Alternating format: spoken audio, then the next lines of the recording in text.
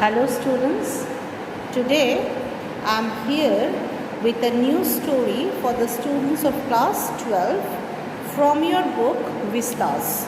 This is the last chapter actually of Vistas, and the title of the story is Memories of Childhood. Now what is Memories of Childhood all about?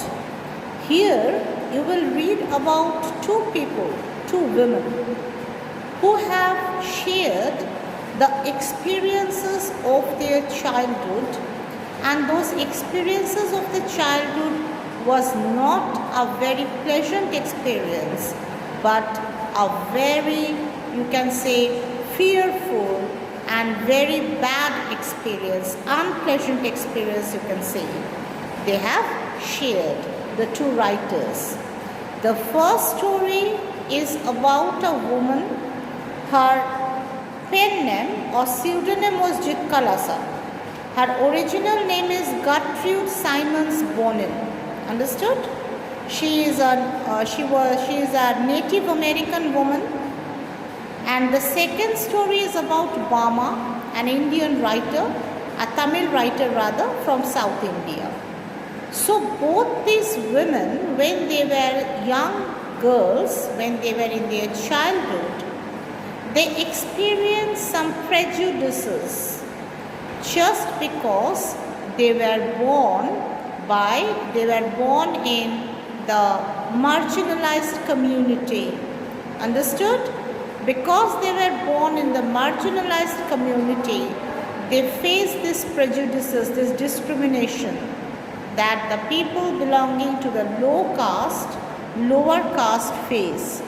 And it is said that we don't remember many things of our childhood because we were too young at that time. As we grow gradually, these memories become very faint. But if you have experienced something very unpleasant, something which hurt your feelings, you remember it no matter how young you were during that time. So the same thing happened with these two girls. They were very young children, hardly 9 to 10 years old, when these things happened with them. But they remembered it very well. Why? Because it was very unpleasant and it hurt their feelings. They were hurt by it. Understood? That's why. Now the first story is about this Native American woman, Gertrude Bonin Simons Bonin. She was a very extraordinary and talented, educated Native American woman, and she has shared her experience in a school in which she was admitted. The name of that school was Carelessly Indian Industrial School, and it was the flagship Indian boarding school in the United States.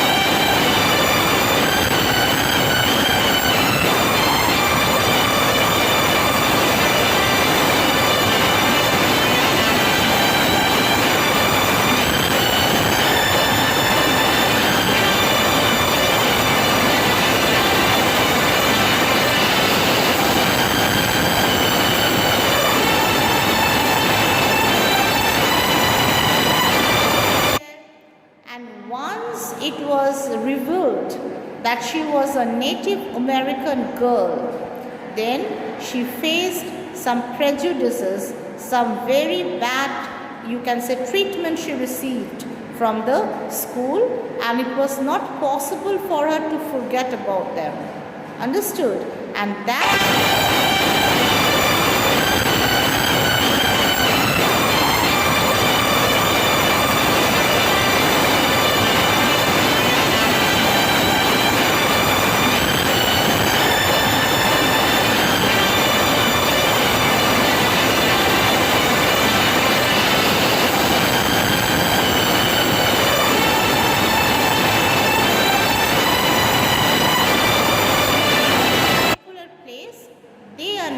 as the Native Americans or indigenous Americans.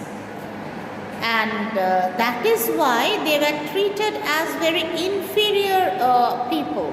there was a prejudice among the white Americans, among the other Americans, and these Native Americans were looked down upon as inferior people, people who does not deserve to get any respect from anyone, and that's why it was a very bad thing. The bad treatment was given to them. So the first story is about Chitkalasa or Gertrude Simons Bonin. So what is she telling over here? She is telling that the first day in the land of apples, that means Pennsylvania, where she was admitted in the school, it was a bitterly cold day, very, very cold the day was. The ground was covered with snow. The trees were not having a single leaf on them. All the leaves had, the trees had shaded their leaves because it was too cold. And she was taken to that Carlisle Indian boarding school. Understood? The first day, it was the time for breakfast. Okay, it was the time for breakfast. A huge bell was there in the school. That bell was rung.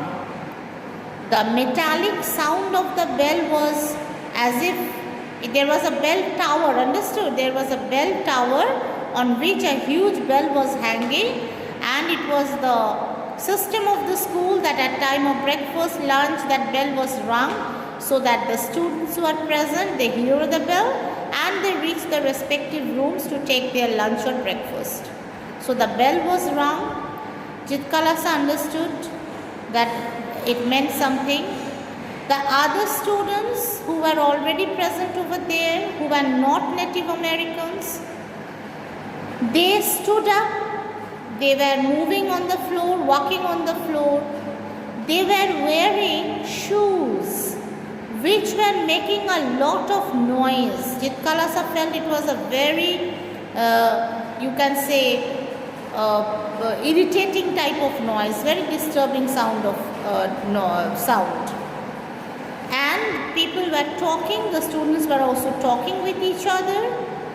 And the another thing is that the problem that she faced, because she was a Native American, she was not knowing English. Understood? She knew a native language because of the language in which she was accustomed to talk with the people of her community. Here in the school, they were talking in English, and English was a foreign language for her. So you can easily imagine that when you go to a place, suppose you take admission in a school, in a college, and you find people all around you talking in a language which you were unable to understand, life really can be very difficult, because we are social beings. We need to interact with each other. Okay, when we have some problem or when we want to get some advice, some suggestion, we need to talk with others. So if we don't understand the language of the other person, it really can be very difficult for us. So that was the problem with Chitkalasa. The language was completely unknown. It was a foreign language for her. And there was a lot of noise in the boarding school when the bell was rung. And Chitkalasa simply at that time wanted to run away from the place. You understand? She was feeling so restless. She just did not want to be there.